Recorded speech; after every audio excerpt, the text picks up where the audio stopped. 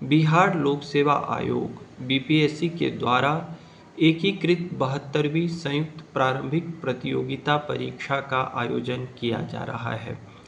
इसका विज्ञापन कई दिनों पूर्व आया था और अब तो इसकी तिथि समाप्त होने पर है। जो विद्यार्थी गंभीरतापूर्वक इसकी तैयारी करते हैं वो कई महीनों से मेहनत करने में लगे हुए हैं और परीक्षा के आने की प्रतीक्षा कर रहे हैं। यह जो परीक्षा होगी, जाहिर सी बात है कि पहले इसमें प्रारंभिक परीक्षा होगी जिसे आप पीटी भी बोल देते हैं। तो इस परीक्षा में आपको कुल 150 प्रश्न रहेंगे। 150 प्रश्न बहुविकल्पीय होंगे, मतलब कि एक प्रश्न के लिए कई उत्तर दिए रहेंगे और जो सबसे सही आंसर होगा वो आपको चुनना है। जैसे विकल्प ए, बी, सी, डी, ई रहेंगे।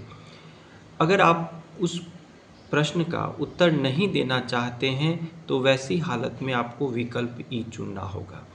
विज्ञापन को अगर आप गौर से पढ़ेंगे तो ये देखेंगे कि ऐसी हालत जब आप उत्तर नहीं देना चाहते हैं और आप बिल्कुल छोड़ देते हैं तो वैसी हालत में नेगेटिव मार्किंग होंगी। 1/3 नेगेटिव मार्क आपको दिया जाएगा। तो उस बात को विज्ञापन में स्पष्ट लिखा गया है और आपको समझ लेना है। हाँ, यह भी ध्यान रखें कि बाकी जैसे कोई प्रश्न आप बना रहे हैं, जैसे उसका उत्तर है ए और आपने दिया बी, तो वैसी हालत में भी नेगेटिव मार्किंग होगी। 1/3 अर्थात 1/3 मार्क्स कम किए जाएंगे।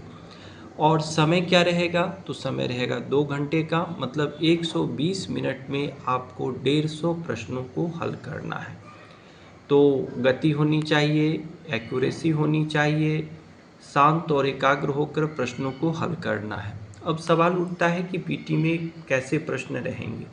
तो विज्ञापन में जैसा दर्शाया गया है तो विविध विषयों से जुड़े प्रश्न होंगे, जैसे भारतीय इतिहास और बिहार का इतिहास।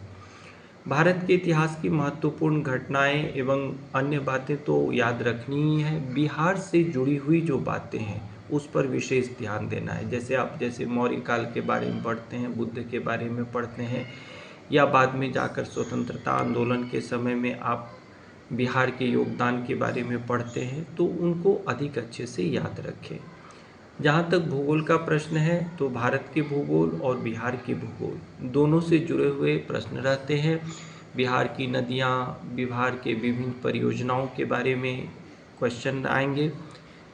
राज्य व्यवस्था का जहाँ तक प्रश्न है तो संविधान से जुड़ी हुई महत्वपूर्ण बातें आपको पता होनी चाहिए। समय समय पर क्या संशोधन हुए हैं, क्या परिवर्तन हुए हैं राज्य व्यवस्था में, संविधान में, इसको लेकर के आप यह आश्वस्त कर लें खुद को कि परीक्षा में जो आंसर देना है पूरे कॉन्फिडेंस के साथ आप देंगे।